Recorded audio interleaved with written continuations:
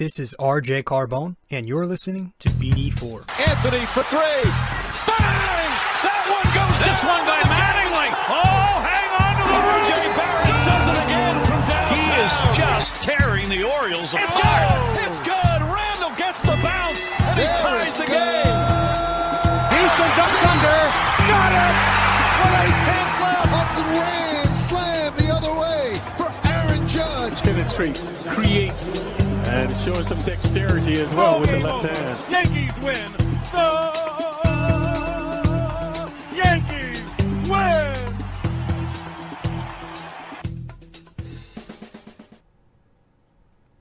All right. What's happening, everybody? I'm your host, RJ-Carbone. This is episode 327 of the podcast. Welcome to BD4, where there's no better way to get your Yankees and Knicks analysis. And we also do MMA now, too. We do Yankees every series, the Knicks every game, and we do MMA on the weekends. Welcome to the show. If you are new here, be sure to subscribe to the podcast. We're on the many listening platforms, and you can also watch us on YouTube, and so subscribe to us on all that stuff.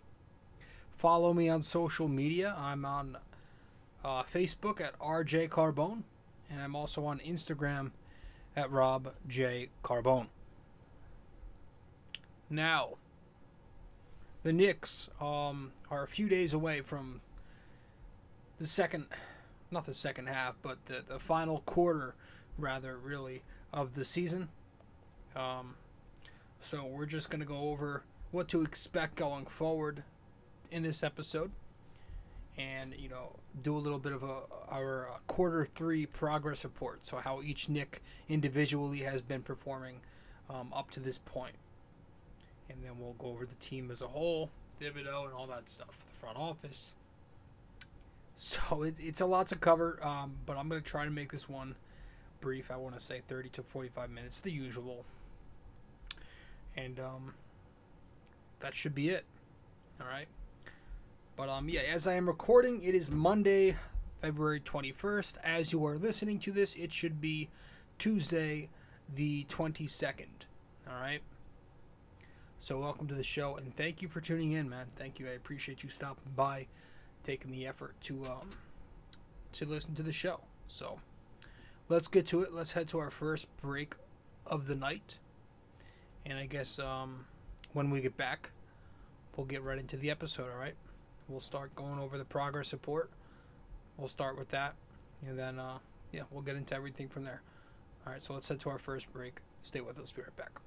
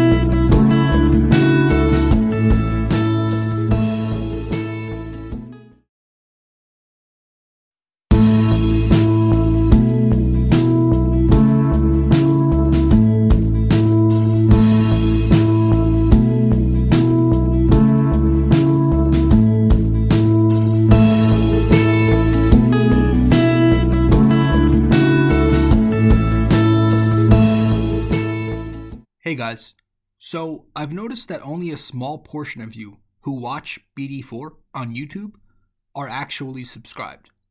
So if you do enjoy this podcast and maybe you want to be notified when new episodes release, I'd consider subscribing and also hitting that notification bell.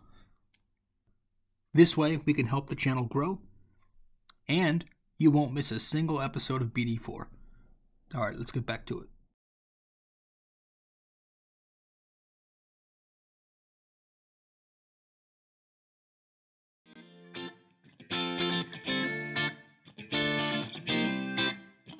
So if you guys want to follow me on social media, be sure to do so right now. I'm on Facebook at rjcarbone, and I'm also on Instagram at rjcarbone. Once again, if you want to find me on Facebook, that is rjcarbone. Instagram at robjcarbone.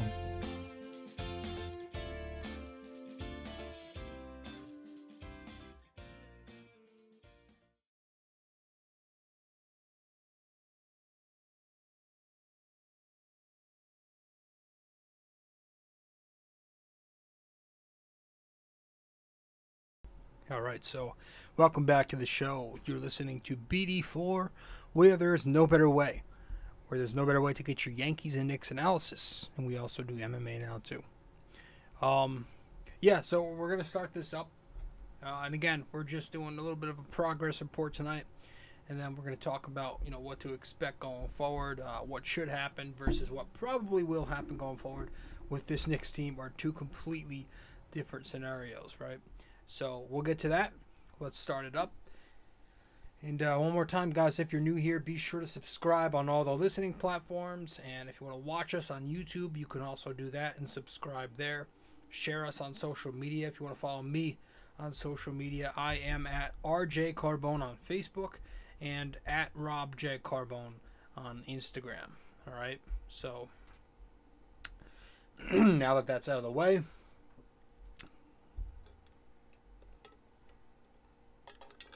let's get to it. All right. So I'm going to try to run through these progress reports without going too into detail, and because I don't want to get too super. I mean, this whole episode is probably going to be somewhat repetitive because that's been the theme all year. The theme all year has been the same few things. So, it's going to be repetitive to a certain extent. But I'll try to, put it in the best way possible without being too boring. We'll start with our starting point guard. When he's out there, Kemba Walker. I have to give Kemba. I gotta give this guy a D-. Listen, he's been a good player over the course of his career, but I think I speak for most. Most knowledgeable fans when I say that Kemba is probably toast at this point. He's a quarter of himself between the knee issues, which have been nagging him all year. When is he going to be on the court? If he's on the court, how many minutes can you play him? These scheduled off days he has to have on the back-to-backs. And then when he's on the court, he's not exactly their best option at point guard. First and foremost, it's the defense, which is he's probably the worst defensive player on the entire roster. That says a lot this season. But yeah, offenses are constantly attacking him through screens. He's pretty slow on his rotations and closing out, and he's just too small. He's very undersized a lot of the time. His defense is a major issue. And then on the other side of that, the reason his defense is so magnified is because his offense is just way too sporadic. Those good stretches of offense that you get from Kemba are far and few in between. Therefore, when you put all that together, this season our starting point guard, Kemba Walker, I don't think it's crazy to give him a D-. So that's where I am with Kemba. Now we'll go to Alec Burke. This is kind of out of order because when I was taking notes, I hit a button and it kind of jumbled it all out of order. So my notes are going to be a bit out of order in terms of the players. It's not going to be starting lineup to the bench. It might be a bit up and down, but who cares? We'll go Alec Burks because he is also the fill-in point guard. And that's another. So I give him a C-, but first off, I do want to say it's not all his fault. I understand that Tibbs is forcing Alec Burks into a role that's not his quite often. you're talking about a wing player who's often playing point guard, either filling in for Kemba or leading that second unit now at point guard with Derrick Rose still out. And he's also just playing way too many minutes, so you can't really blame him. When the season is all said and done, there's a good chance that Burks hops over his last season minutes total, and that'll make it the second most minutes he's played in his entire 8-year career. Thanks, Tibbs. So he's just not having that same effect this season either. He's not knocking down his shots as consistently, especially from two. He's under 40% from the field. Last 2 months, he's shooting 33% from the field. But his finishing numbers are absolutely dreadful this season at the rim. He's not shooting a good percentage, and that's been a problem. Especially when he gets his points a lot of the time, it comes through attacking the paint and trying to get to the line, because a lot of the time his shot from the field is not falling. So he's often out of rhythm of the offense, even when he does score points. And then he's not that great of a distributor on the ball. So, yeah, I think C-. It's been a lot of bad, some good in there with Alec Burks.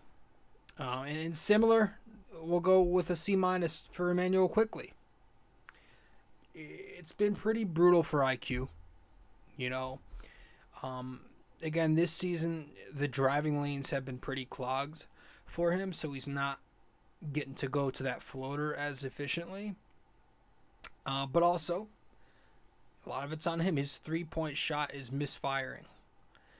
He's way too streaky from there, and a lot of it is the poor shot selection. Talking about taking shots out of the rhythm of the offense. I mean, Emmanuel Quickly's a prime example. Taking heat checks when he's cold out there. Those deep 40-foot elbow shots. Got to stop. And he needs to develop an actual mid-range game, like an actual mid-range jump shot, I think, and not just go to that runner every time he's in the in-between area.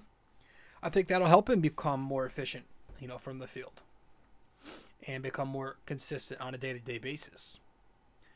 I will say he's capable of playing good defense. He's a pretty good defender, but a lot of that also depends on the matchup. IQ is often undersized when he's playing down at the 1, because he's more of a combo. We don't exactly know yet which position he truly is, and that might be the case for the majority of his career. He might just be one of those guys who plays the 1, plays the 2, and bounces back and forth. I will say, as a playmaker, though, he has done better. When he's at the 1, he's passing a lot better. He's, ever since Derrick Rose went down, I think he's averaging about 4 assists per game. That was since D Rose went down. I think it was mid-December, like the 16th of December, I want to say. So he's been doing better as a playmaker. He's making better reads on the defense, and he's finding cutters, open shooters, and he's often hitting up Mitch and Obi on the roll as well. That's the one thing that keeps me from really lowering IQ's grade to a true D or anything. It's because his playmaking and his occasional, offensive hot streaks this year have really made a positive impact. I still feel like whenever he takes the floor, the Knicks do good things, and especially when he's paired with Obi Toppin. But overall, though, you can't have a year where you're shooting 36.8% from the floor and you're only 42% on your 2-point shots. And, having a 33% three-point percentage is not good at all, considering that's going to be your biggest strength. So I think a C- is plenty fair for IQ. Some would say I'm being too nice on him. Cam Reddish, I put NA. I can't really agree. We can't really evaluate him. Right, we haven't seen enough to get a true testament of how he's been. He was inactive when he first got here with the ankle injury. Then he picked up a number of DNP CDs. Then he had some minutes in garbage time. Now he's finally getting a shot, but only because of injuries, and he's still barely getting many minutes. So I like what I see at times. He's got the ability to create his own shot and get to the line. does a nice job attacking the lane, and he's got size, he's got some athleticism to push the pace and play defense. Jump shooter potential, that Paul George physical tool set. He will force some things offensively. Defensively, he still does need some work with spacing and his positioning. But overall, again, it's really hard to give him a true grade with little to no playing time. So I want to see more from Cam. Or more of Cam. Obi Toppin. I went B- there. I know he's not exactly been the same recently. He has struggled, but I still think it's been a positive step up for Obi this year. He's producing now. He just needs minutes. Yeah, he is a terrible shooter, and his defense hasn't really improved too much. It's still pretty bad, but he too is another player who makes a positive impact because of his offense. I think his net rating is the best on the team. He's one of the few players who's consistently positive in plus minus. But he sprints up and down the court. He cuts from that baseline very often. He rolls when he's in the middle. He does a nice job keeping the rock moving out of the short roll. And, he likes getting fed those dump-offs out of the dunker spot. And, of course, his transition play and dunking in the open court sparks the Knicks every single time he checks in the second and fourth quarter. And so I think he's been a very, very solid player for the majority of the season. He's just not getting the opportunities. And also cue the overused Obi Toppin / the Knicks finally winning something joke because, he won the dunk contest the other night. So I'm sure that joke's being flying around the internet. So original. Taj Gibson, I gave him a C+. Listen, he's a solid vet. But just at this age, 36 years old, I believe, very limited in what he can actually do.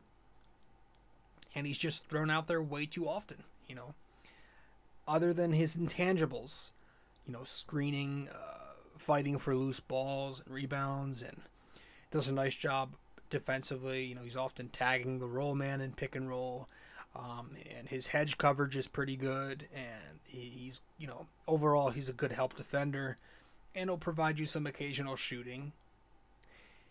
But there's just no reason at this point he should be, at the very least, getting 18 to 20 minutes a game. There's no reason for that. I'm sorry. And we'll get to that in the whole rotation thing once we get to the Knicks as a unit and start evaluating Thibodeau in the front office and everything.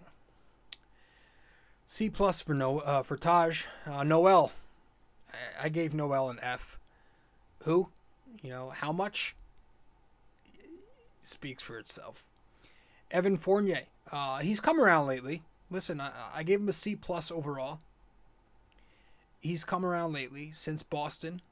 He's averaging 18 points. This is his last 20 games. It was that big eruption against Boston. He's averaging 18 points on 46% from the field, 44 from 3.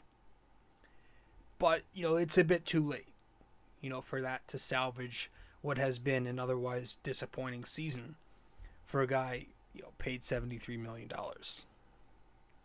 I think I speak for all when I say I was expecting his numbers lately to be what his season numbers should be. Right? And also his defense, of course, is a problem. Talk about Kemba, Fournier is right there. The only thing he has going for him is his size. But his on-ball defense is an issue. He's constantly getting blown by. And I still just don't feel like he gels here. So, a C+ only because he's come around offensively in his last 20 games.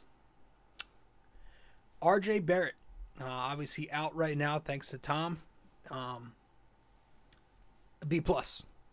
I got to give him a B+. He's definitely been better and better. He's finally come around after that rocky start. That 3-point shot's looking good. His transition play has been strong. He's getting those on-the-ball reps, and he's doing a nice job there, making better reads and getting the offense into their sets. And he's also getting to the free throw line a lot. That's another positive. The last 21 games, he's got there 6 times a game. He's got to start hitting those free throws now. But he's 22 points, 6 rebounds, and 3 assists in those 21 games. 43% from the field, and 37% on his 3-point shot. Excuse me.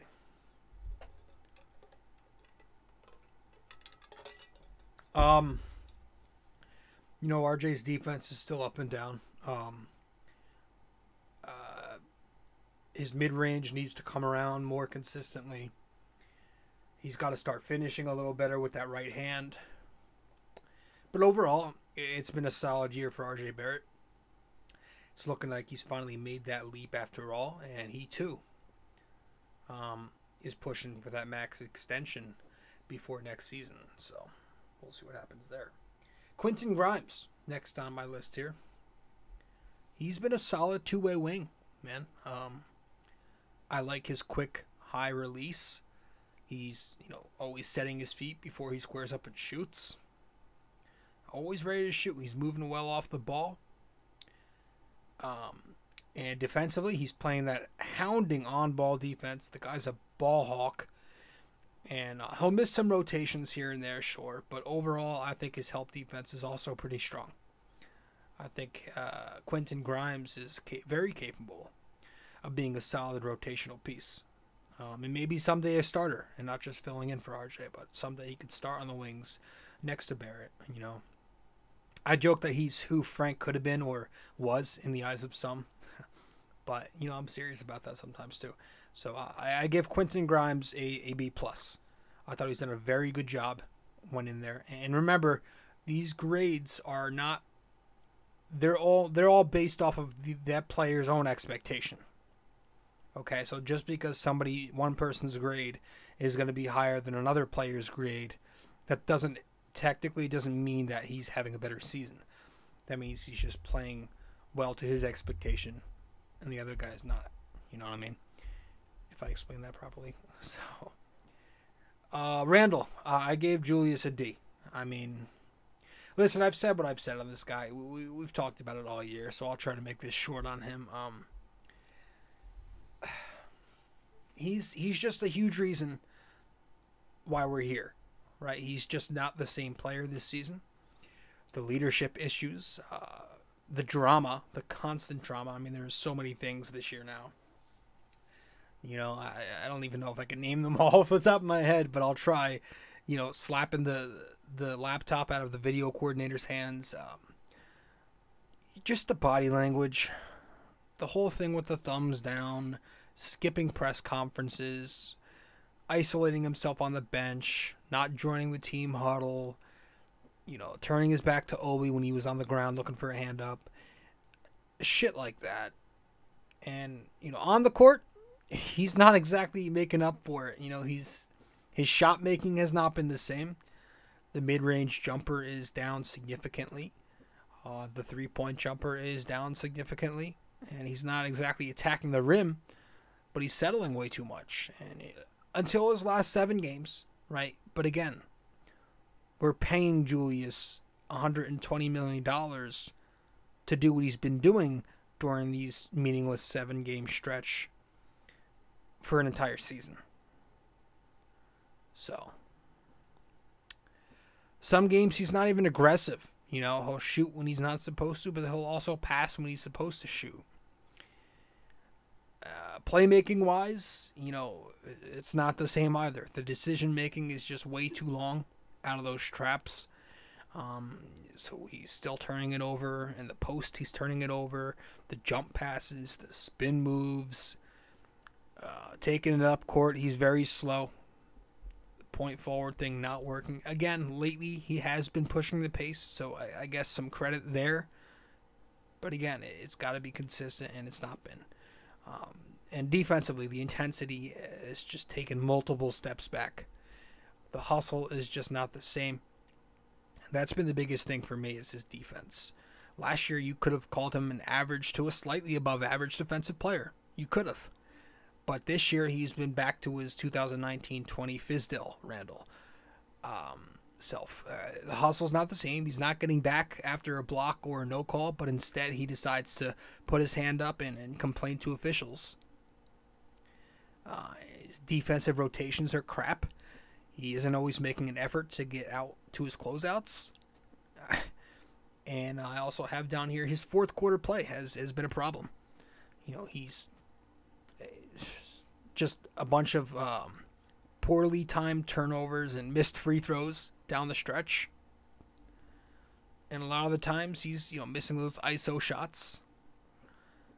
Going to him, no particular action, just an ISO elbow action for Julius down the stretch, and he just misses, and it's constant. And a lot of the times, it's because he's got no more legs underneath him, and he's clearly gassed out there. So, again, we're going to touch on that when we talk about Thibodeau in a second. Let's move on to some other guys. But first, we want to go to break real quick. When we get back, we'll talk about Mitchell Robinson and then some other guys as well to wrap up these progress reports. Stay with us.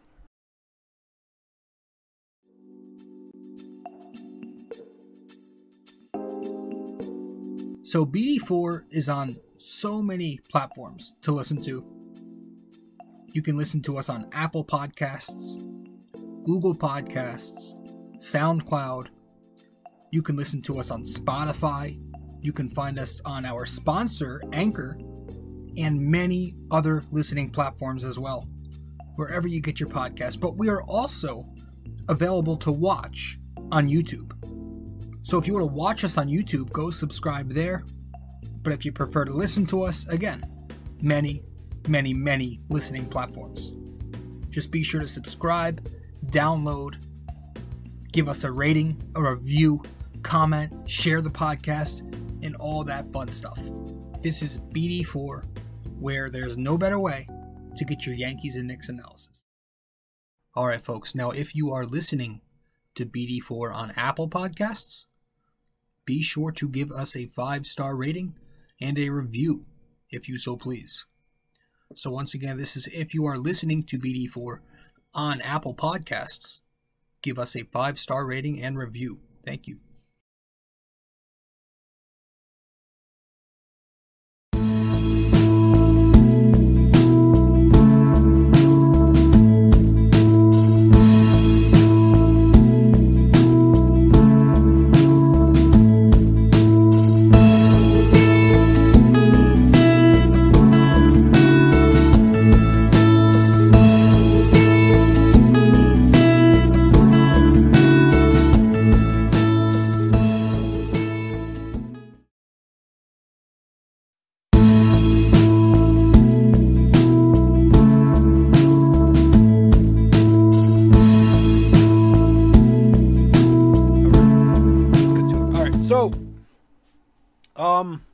Mitchell Robinson, let's get to it.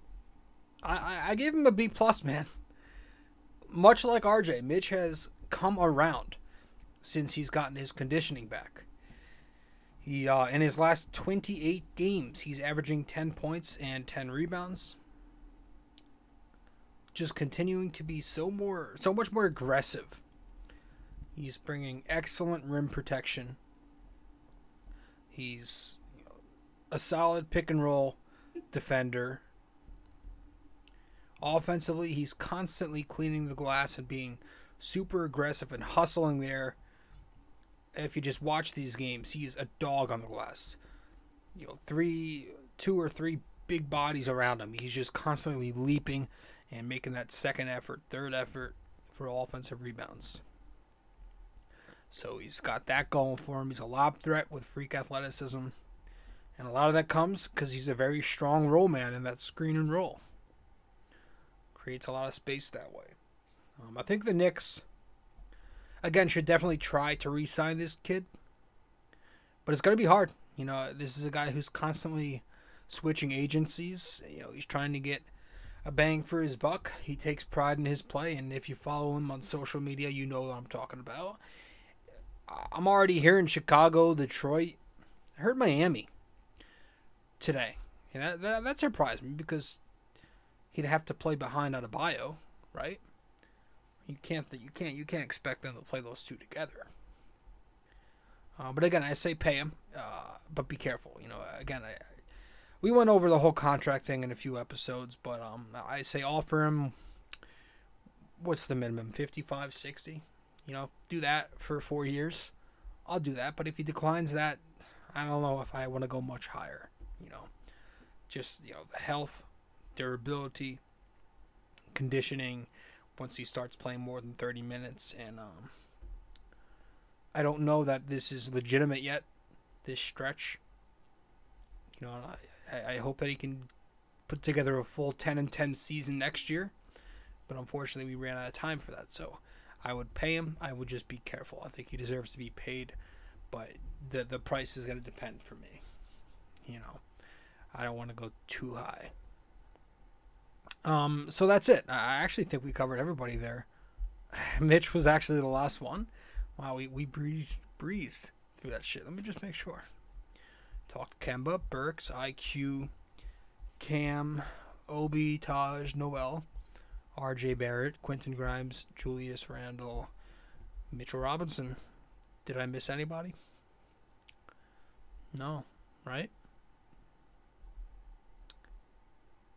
Yeah, we're good. So, the Knicks as a team. Listen, if you don't like people shooting it straight, I suggest you leave now, because I'm going to give it to you. I gave them an F. And remember, this is based off of their own expectation. They won 41 games last season, 10 above 500. They were the number 4 seed. They acquired 2 guys in the offseason that they thought would help them. And now you're looking at a team who's going to miss the playoffs. So yeah, I gave them an F. And I don't really think that's harsh. It takes a lot for me to give Fs, just like it takes a lot for me to give out As. But, what do you expect? We're losing, and we're losing with veterans, and we're going to get into all of this. But before we start, I want to get to this. I want to get this guy's name out there for the miracle that anybody is actually listening to this podcast. And my dude, if I pronounce your name incorrectly, I am so sorry. But Tom Rende, it's Tom Rende. So I hope I pronounced it correctly. Tom Rende of Forbes. He's a contributor for Forbes. He writes for them, and I came across his article, which he published earlier today. Again, as I'm talking to you, it is February 21st. He wrote an article today on Forbes, and I want you to check it out. It's called "Which Knicks Reserve Should Play More, Toppin, McBride, or Reddish?" Check that out. It's on Forbes.com. But Tom was spot on, and I actually reached out to him on Twitter after that. And I deleted my Twitter, but I created one after I saw that article because I just wanted to reach out to him, tell him how great of an article I thought it was. And fortunately, he responded.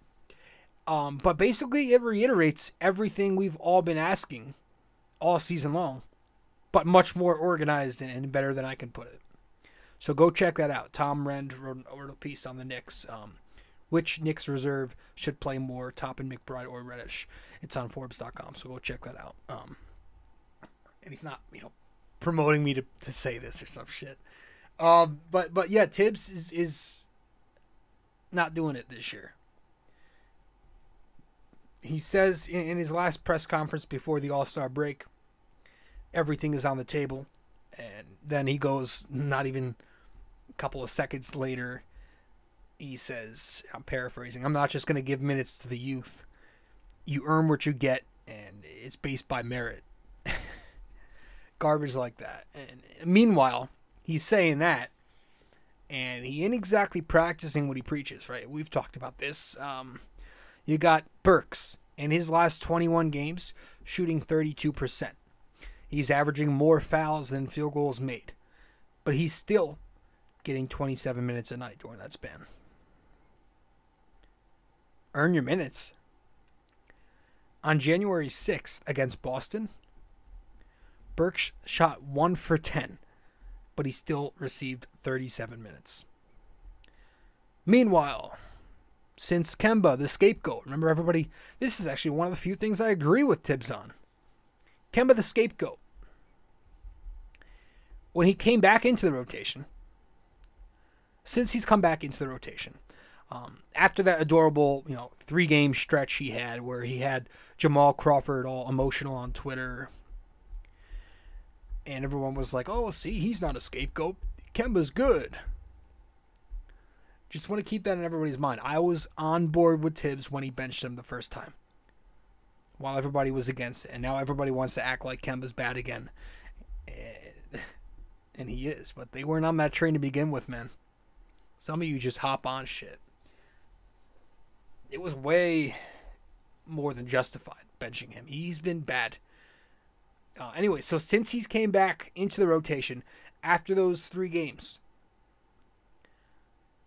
he's 34% from the field, 27% from 3, 8 points per game. That's in 16 games since his little hot stretch upon return to the rotation.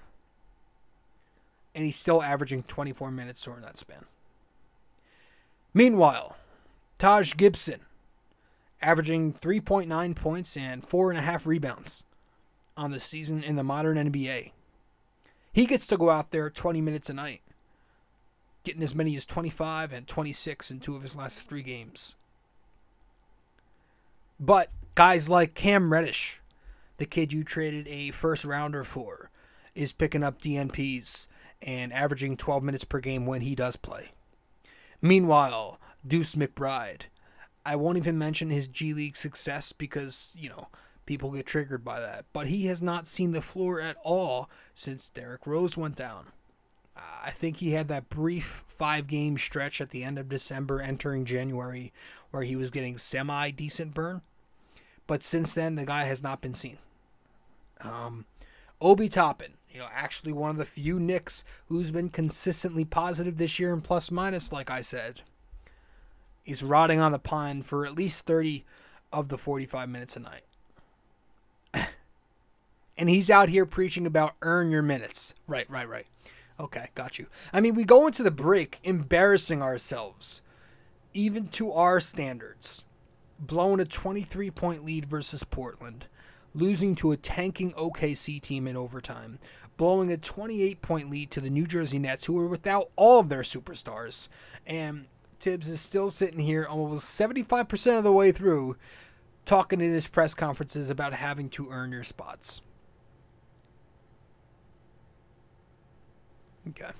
And now our defense has gone from bad to horrendous. I mean, our offense has finally been, playing with some pace lately. Randle's out here. Like I said, he's finally putting together a few good games. He's dropping 30 a night for the past 7. But during that span, the Knicks are, I believe, 1-6. And that is defense, and that is coaching.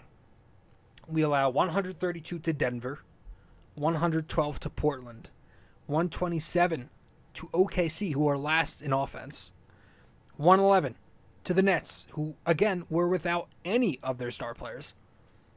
And with that, 0 adjustments being made. The same old lineup combinations.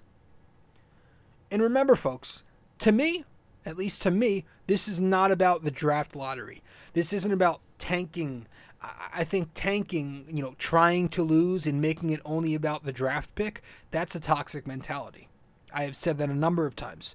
But when you make the focus about player development, about maximizing your assets, and about showcasing and evaluating your talent, that makes complete sense to do. So I understand that coaches aren't just going to go out there and try to lose games. Okay, so try and win, right? But the Knicks are 25-34. They're about to get a lot worse considering the schedule coming up. So shake it up. Put the young guys out there and try winning that way. And guess what? If that winning doesn't happen, which it won't, at least you're getting answers. You're getting somewhere. Winning. We wouldn't even be mentioning this idea of winning and going for it if it wasn't for Silver and his ridiculous idea to allow 2/3 of the league to make the playoffs. I mean, we are in a participation trophy era, folks. We did it with baseball a couple years ago with the playoff fucking format, and now we're doing it with basketball. It's sick. It rewards mediocrity.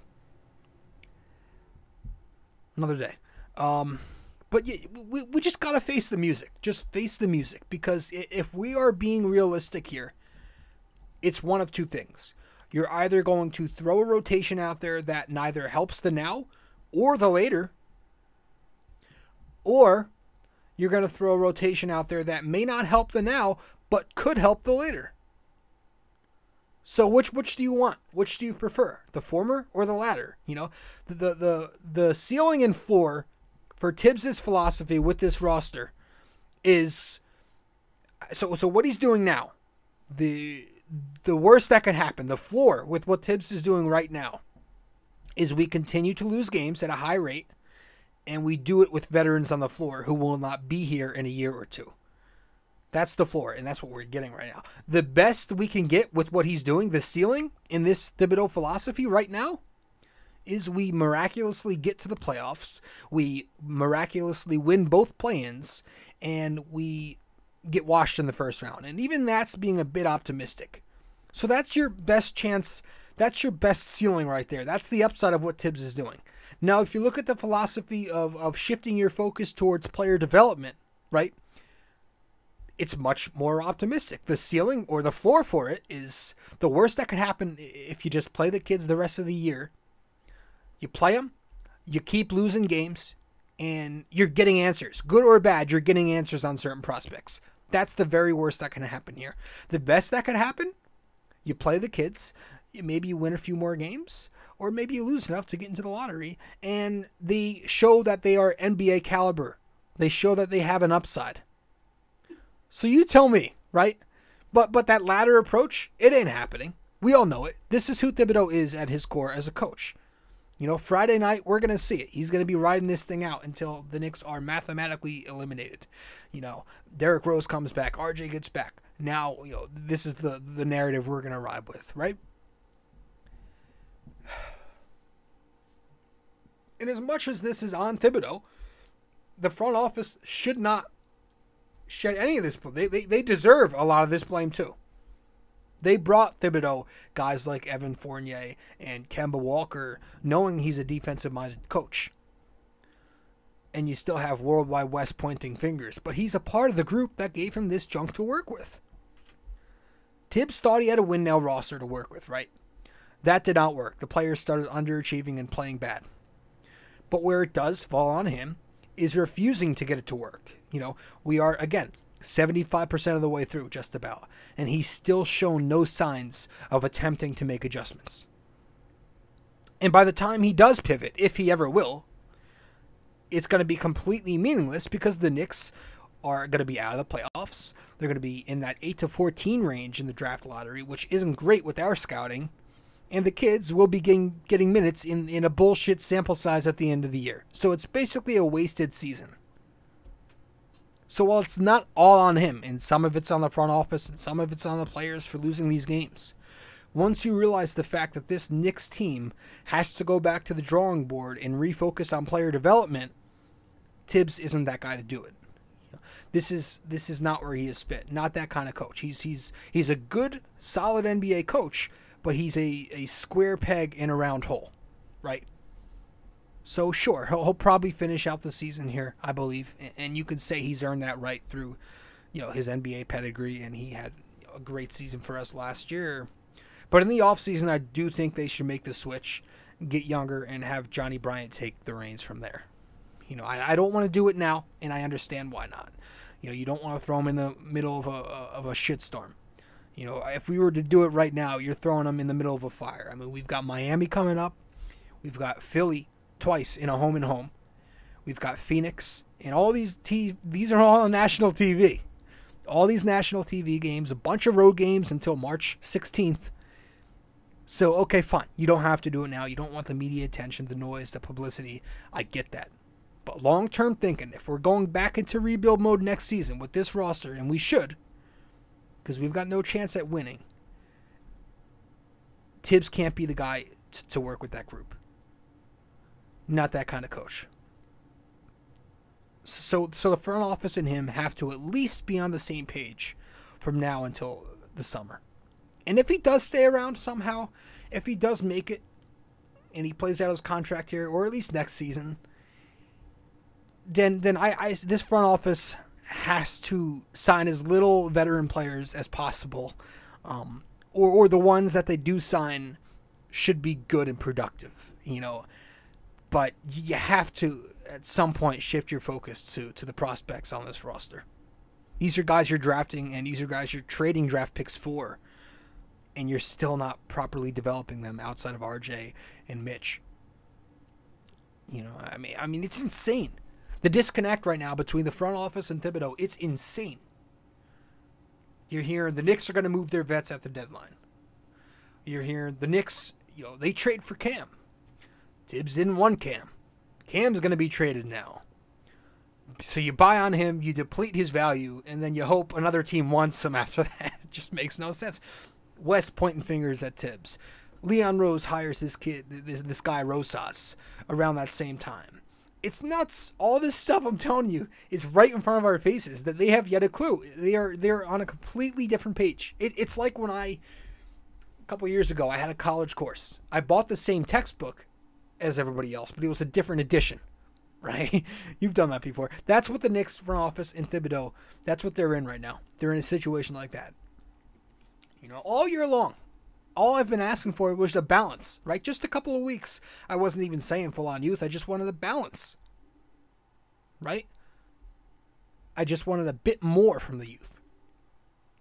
You got teams out there like OKC and the Pistons tanking hard all season long, but Knicks fans are crazy for wanting some youth in the final portion of the season where they're 25 and 34 to get worse. And the idea...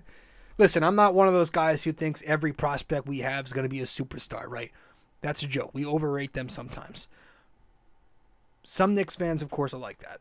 But most of us, I would like to believe, and I think so, I think it's a reasonable statement to say that most of us Knicks fans just want some goddamn evaluation. We just want development. We just want to know what we're working with here. You know, if anything, it's the flip. It's the 2% of the morons advocating for these boomers to play for some reason are the ones who think they're all superstars. So I've said my piece. I gave him an F, and that's why. All right, it's all on the front office. It's the front office, Tibbs, the players. They all share a lot of the blame, and I don't know that this team is. I do know that this team is not in a good spot to win, so we're wasting time.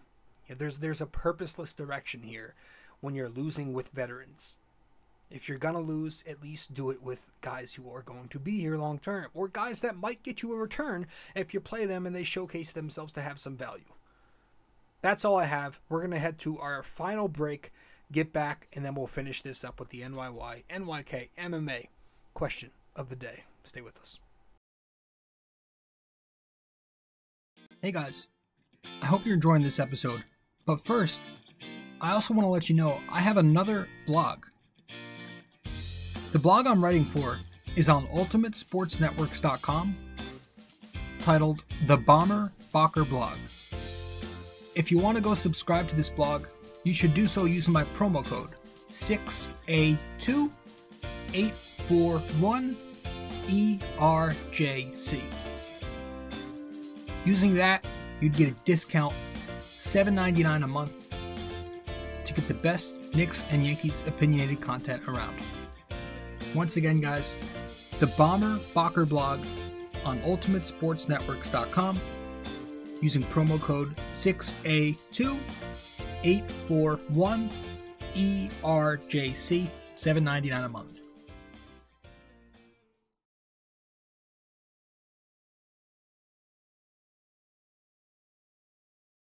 A custom wall tapestry is a surefire way to uplift any room's aesthetics with a personal touch.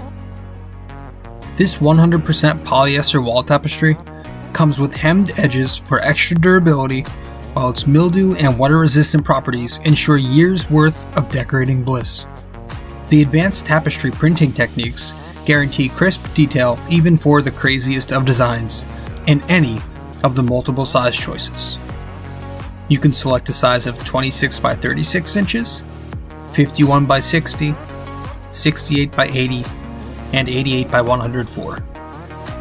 These wall tapestries usually ship in 7 to 10 business days, and the price ranges from $24.99 to $69.99, all dependent on the size you select.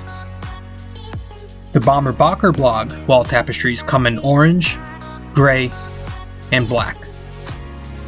But most importantly, be sure when purchasing a wall tapestry for the Bomber Bocker blog that you use promo code 6A2841ERJC. 6A2841ERJC.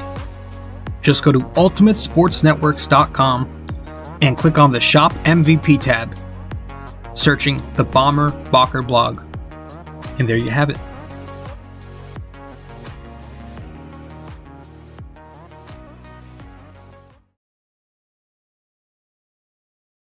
Did anybody see the Daytona this weekend? Was I the only one who watched Daytona? Yeah, Daytona 500, man. He was the the kid who won, I never even heard of. I used to watch this thing way back in the day. Dale Jarrett, Jimmy Johnson, Tony Stewart, Martin, not Truex, something Martin or Martin something. He drove the Pfizer car, number 6. Gosh. Casey King, Matt Kenseth. But I'm trying to get back into it. It's fun, and I had some money on Chase Elliott placing top 3. Did not happen. And Kyle Busch winning it, which, man, it was looking promising before the first wreck. Then he kind of made a run back at it at the end.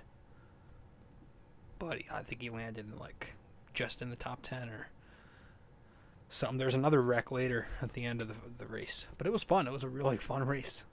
I'm into that shit. I know some people poke fun in NASCAR, but I'm into it. All right, let's get to it. Let's get to the NYY-NYK-MMA question of the day, and we'll wrap it up after that.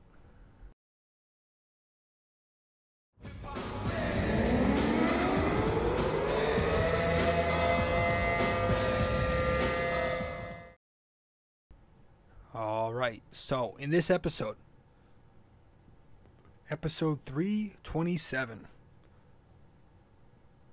our NYY-NYK-MMA question of the day. I want you to name the 3 head coaches with the worst win percentage in Knicks history. All right, straight and to the point. Name the 3 head coaches with the worst win percentage in Knicks history. Now, you don't have to name them in order, okay? So whichever order you please. And if you want, I'll give you a bit of a hint. All right. Your hint will be, let's see. What can I say as a hint? Okay. Your hint. Each of these 3 coaches have coached in the 2000s. 3000s.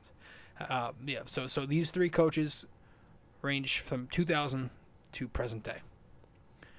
All right, so they are not coaches from the 90s, 80s, 70s, 60s, 50s, or the 40s. All right? So one last time, name the 3 head coaches with the worst win percentage in Knicks history. And your hint, they all range from the year 2000 up until present day. All right? So let me know the answer, whether that be on Facebook or Instagram. You can comment the answer once I publish, one of the little promo clips to this episode on my social media.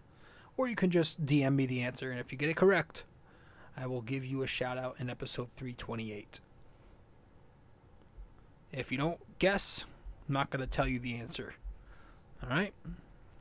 So, make an attempt. If you make an attempt, and even if you're wrong, I'll let you know the answer. All right, guys. Thank you for tuning in. I'm your host, rjcarbone. This is episode 327 of BD4, where there's no better way to get your Yankees and Knicks analysis. And we also do MMA now too. Fuck. Yankees every series, Knicks every game, and MMA on the weekends. UFC Fight Night coming up this Saturday. It's going to be a good one. If Beneil Dariush didn't get hurt, it would have been epic. But I'm still excited to see Islam Makhachev fight Bobby Green. You never know what could happen. But, the odds are a little, lopsided as opposed to the one against Dariush, their initial fight, which would have been a good payday either way. But, looking forward to that. We'll do some recapping of that for sure. If we have time, we'll do a preview of it. Maybe we'll do one next episode. We'll see. But thank you for tuning in. I appreciate the support. Again, if you have not yet followed this podcast, be sure to subscribe to it, download it. We're on Apple Podcasts, Spotify, SoundCloud, Google Podcasts. You can watch us on YouTube and subscribe there, comment, share this on social media with your friends. All right? I'm on Facebook at rjcarbone, and I'm on Instagram at rjcarbone. Guys, that's it. Thanks for tuning in. I'll catch you in the next one. Ciao.